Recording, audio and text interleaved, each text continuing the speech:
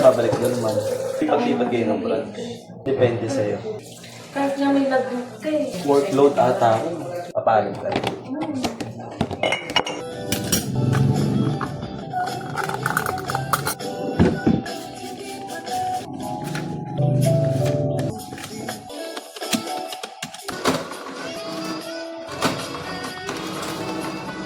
Morning mo. Kudangan ng gamot. Magda-diet na kasi ako. Mata. Pero ako yung sarili. Nagkakatotoo ka na lang.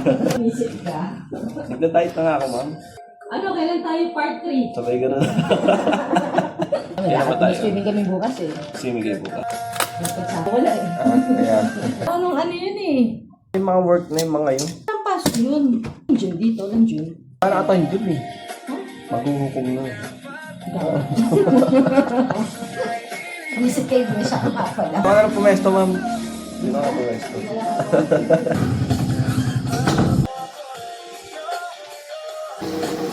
Parang ang hirap gamitin nun, ma'am. Sa sobrang bago, sumasaglit si Mate sa trabaho. Bantrisin ka pa. Ka sa classroom nyo. Ni mama yung mga kapatid natin. Pinunasan ang mga luha ko na ang pangdam na ayaw ko siyang umalis. Ayaw ko siya pinudurog ang puso. Malaking lama na magabulan ng sino ni Tita Mabe baka may manan. Dahil ko kapag naging fail life ko ay hayaan yung sarili ko. Kahit saan ang nakikita sa pag... Okay, sige. Talaga? Bakit naman? Sa buwan. Kasi ako nakikinig sa science class na ang Kung nga yun. kahit gano'n nakalayo, kahit na hindi mo naman Pa. Saan na ako lang, ha? Itong tao, pero sana naman, bakit ako 3 months? Gan, tungkol ng pamangkin mo tungkol sa trabaho. Ang late naman nilang nag-iimbitahan ka sa halian. kaya naman talaga.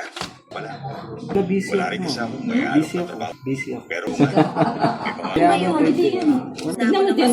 holiday yun, ma'am. Ayun yung kalendary mo.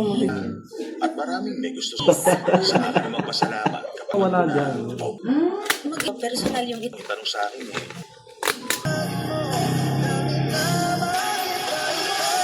Yeah, just click right here. YouTube Premium, 1 subscription to...